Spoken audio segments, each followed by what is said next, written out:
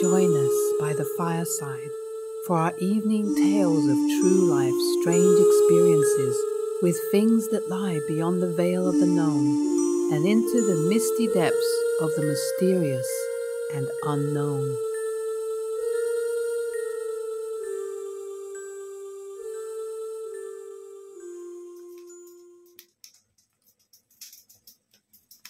The terrifying cryptid. This is a story that's, it can be pretty hard for people to believe, but I swear that this is true and it actually happened to me. If you decide not to believe me, that's fine, that's up to you. But this all happened around late May to early June, and it was 2017. I live out in Kentucky and I've been there my whole life. I eventually saved up some money and I bought my first AR-style rifle. I had wanted one of these for so long, but I never seemed to have enough money to get one. So as soon as I got the chance, I took it. And I went straight to our family 20 acres that we own. So I don't go to gun ranges around here because, first of all, people are dumb and our local one has bullet holes in the ceiling, for heaven's sakes. And second, I prefer shooting on our own land. I had managed to get a Magpul D60 drum magazine at Gander Mountain because they were having going out of business sale this time. So I guess really I was going to sight in the gun and test out the magazine's reliability. I barely had the magazine out of the box and I had not gotten a chance to shoot it yet, but I looked up a bunch of reviews and I couldn't ever find one that had the problems that mine did that day. This is where things started to get a little bit odd though. So my family owned this land and I've shot there for decades. Nothing weird has ever happened there, that I know of anyway.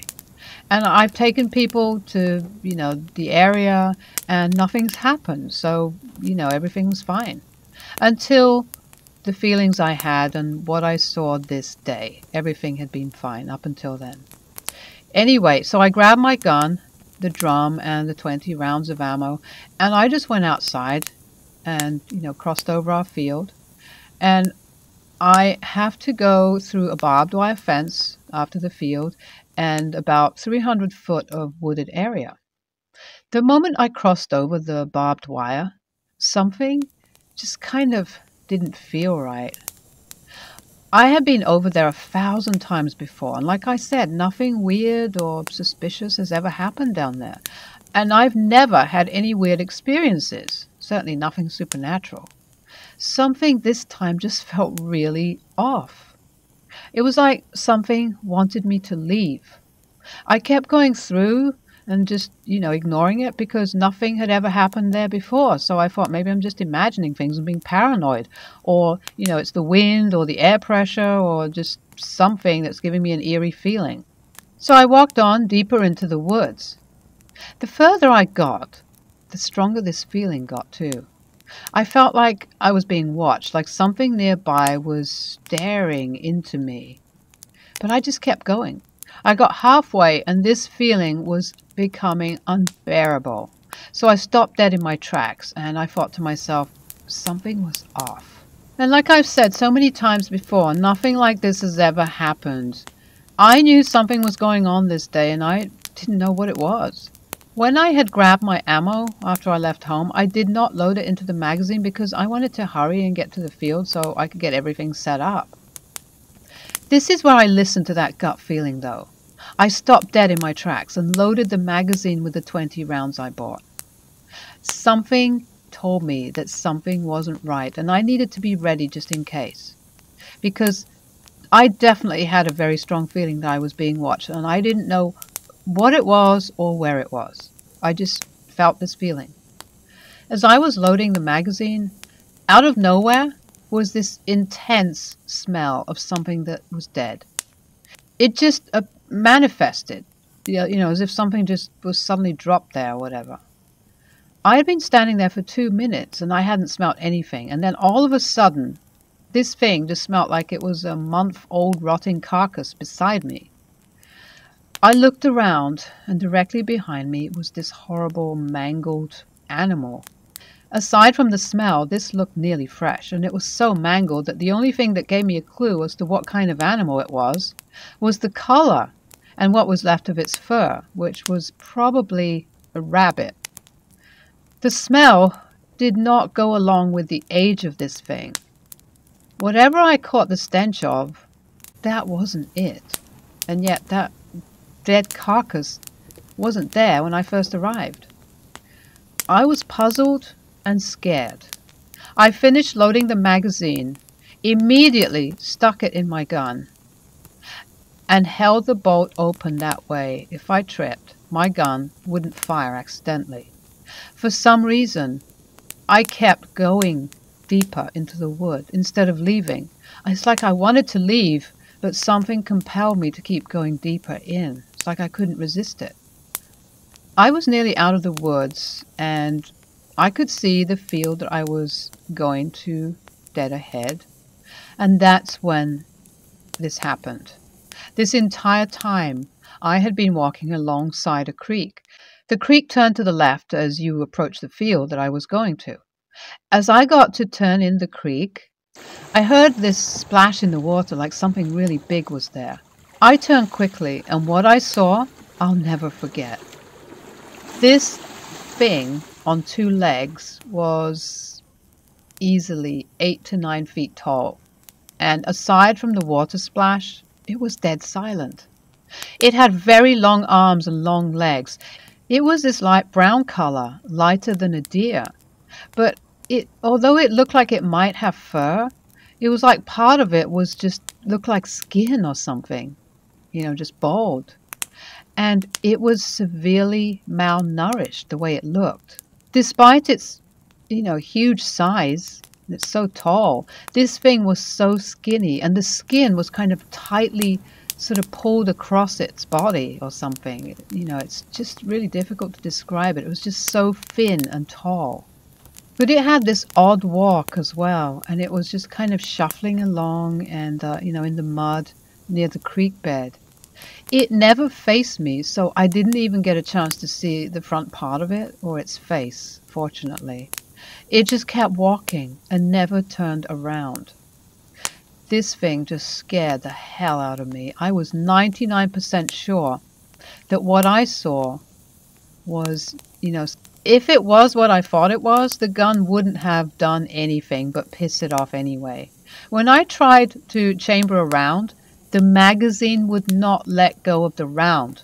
The force of the bolt closing would break your finger if you were to close it on your finger. I had been loading and unloading the magazine the day before to help loosen the spring to make it easier to load in the future. I could take the rounds out with my hand, but when I came across this thing, somehow it decides it wants to keep the bullet. By now, the thing has gone, and I'm basically just sitting there with the gun in my hand. That magazine never worked right again after that. I kept it for a few days after, but then I just sent it back, because it just wouldn't really work well. After this creature walked off, I realized if I had shot, I would have deafened myself. It caught me so off guard I almost fired a 5.56 round in a heavily wooded area without ear protection. So to answer a few questions that, probably some people might be thinking when they read this, is what was that creature? To be honest, I don't really have that much of a clue. A friend of mine who knows more about this stuff than I do was kind of looking around, and we sort of narrowed it down to a skinwalker, a wendigo, goat man, whatever. And what it really looked like from some of the pictures I've seen, online, some of the examples, was probably a wendigo. Aside from the color of this thing, I did see a picture that of its features and everything, its body shape and everything, that really looked like this type of creature. And I have heard that these things, one of the things that they do is that they will use mangled animals to scare or intimidate humans. They have very long arms and they look malnourished. They have this tight skin, mostly gray, but there are also brown ones. Except for its behavior, they are supposed to be hyper aggressive, and basically they'll kill anything they see or drag it off and eat it alive. So why didn't it get me? It had plenty of opportunity, but it never did. It didn't attack me. It didn't even look at me. Why did it walk off and turn its back towards me? I have not told my family, mainly because I don't think they'll believe me, and they'll think I'm crazy. I think my dad could have possibly seen it or something else at one point too. Before I saw it, out of nowhere one day, he just started burning sage around the house, and he just said he liked the smell, and that's all he said. Now, for some more information about these things, in case people don't know, this Wendigo is a Native American legend, and these creatures are supposedly humans who resorted to cannibalism, and a Wendigo spirit took them over after they ate human flesh and turned them into this monster. I live in Kentucky, and there were and still are a lot of Native Americans here. I find tons of flint every year on my family's land, and an occasional arrowhead. Now, they were definitely on my family's land, and actually there is Native American blood in my mom. So that means that I have some too. So now for the most important part of the story is me and a friend who I've told this story to just realized 2 weeks ago. There is a trail of tears just over 2 miles away from my door. And so it's entirely possible that this thing could have just come from that, I don't really know for sure, though. Anyway, it was just terrifying. This creature was terrifying, and I cannot even begin to describe what it is to just stand there in the woods and feel so helpless and look at something like that. I just can't.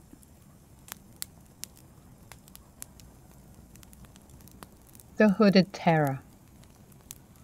This happened about 2 years ago. I had gone to bed as usual. I was spending the night at my parents' house, and it was after a family dinner, and my parents hadn't changed my room since I had moved out years before. My bed was a full bed, smaller than a queen, and was positioned directly under a window in my room on the second floor of my parents' house. The windowsill was about 4 feet from the floor, and the window measured about 5 feet long, maybe by 3 feet high or something similar to that. It's a large enough window that if you wanted to, you could fit your entire body through the sliding opening. Outside of this window was a portion of the roof. When I was older, I used to escape out of this window and go see my girlfriend at night. I had glued the alarm sensors in the window frame to one another, opened it after my family went to bed, climbed out on the rooftop, and then climbed down the fence in the backyard to get in my vehicle. I guess what I'm trying to get at here is that it was actually quite easy to scale the house from the ground and get to the point where you can stand directly outside of my bedroom window. Now, as a child, I was never really very crazy about sleeping in my room. I was consistently complaining to my mom that I could see shadows at night or strange figures sitting on the roof outside. I made such a big deal out of it to my mom that she just tore down the curtains that were there previously and replaced them with blinds. So from that moment on, I consistently made a point of closing the blinds in such a way that I could not see outside from beneath. The window is slightly higher than my bed position, and no one could see in from outside. I don't know that all of these details are really that important for my experience 2 years ago, but I felt that, I should explain it just to paint a picture of, how it is as much as possible. Okay, so 2 years ago, I went to sleep. It was somewhere around 10:30 p.m. I had closed the blinds in the usual way. and I ensured that the window was locked. Now, I don't remember dreaming at all. I just remember feeling suddenly this incredible sense of dread. It was like a feeling of falling down really fast. I opened my eyes and I was in my room and I was reclined in my bed. Everything appeared normal with the exception of this tall, skinny, black hooded figure. I think it was maybe about 6 foot, um, 4 or something like that. And it was standing at the foot of my bed. I was just in shock at that point. All I could make out was a very pale, pointed chin poking out from beneath its hood.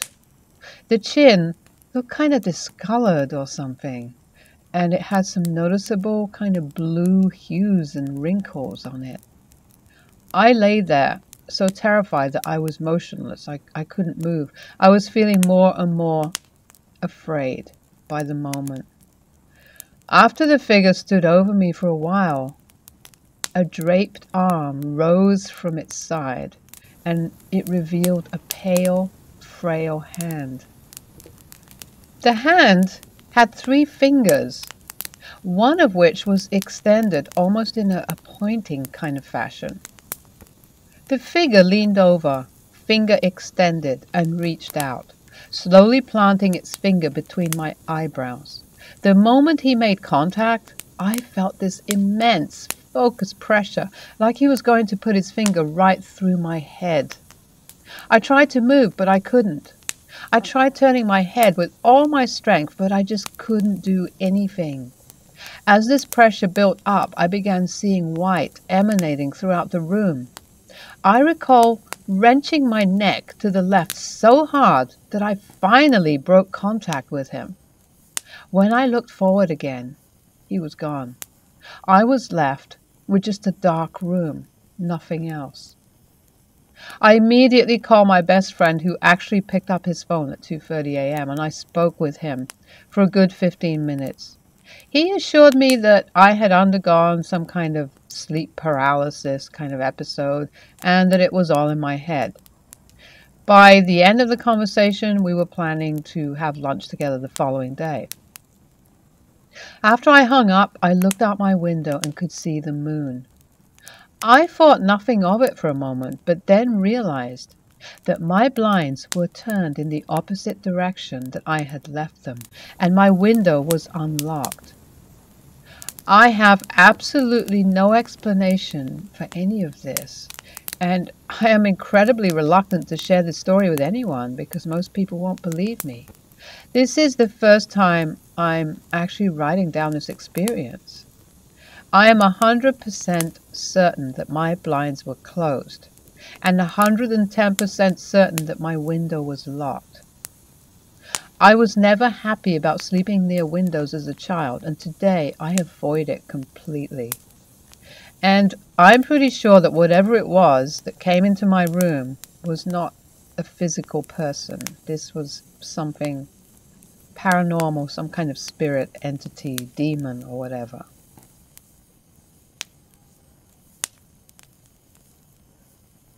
The creepy woman.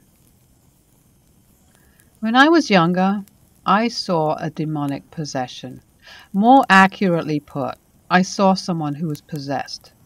I've talked and written about this before, but as of late, I wanted to talk about it again. So anyway, when I was young, I can't say exactly what age, I don't remember, but my brother, 5 years my elder, was old enough to operate the sunboard at the church my family attended.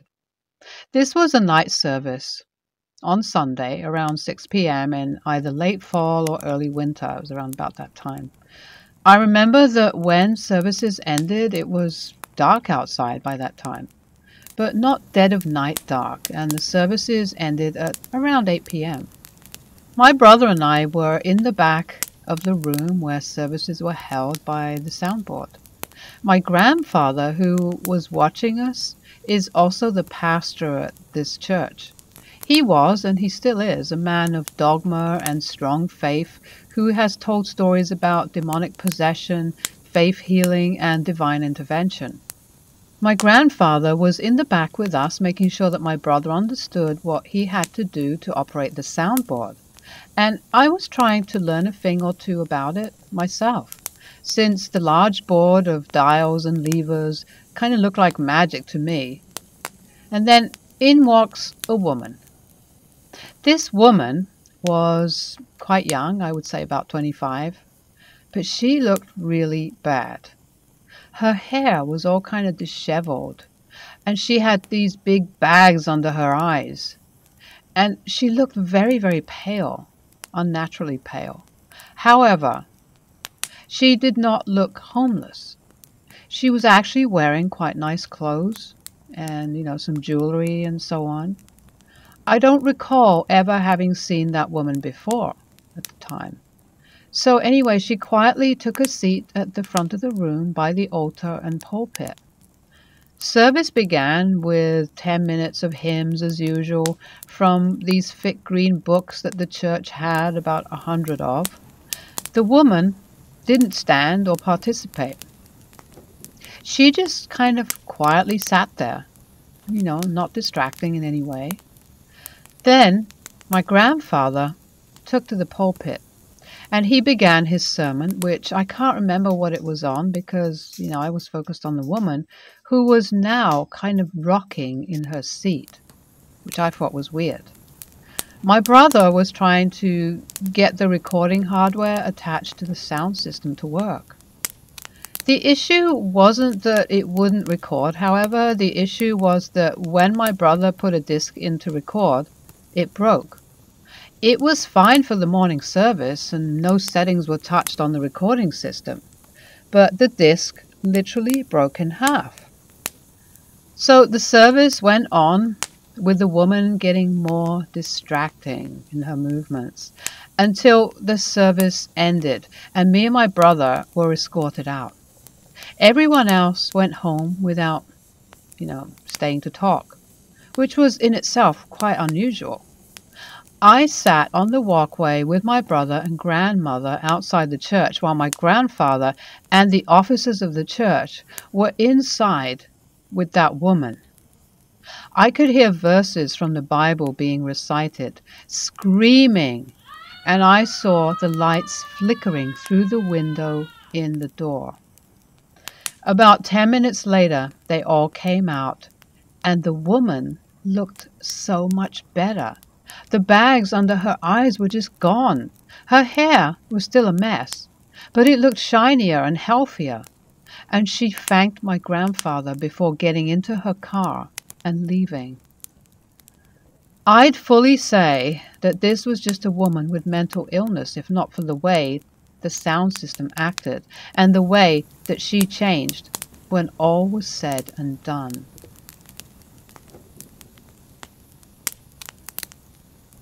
The weird glitch in reality. A friend of mine was telling me one day about glitches in reality, and we were on our way to the grocery store as we were talking.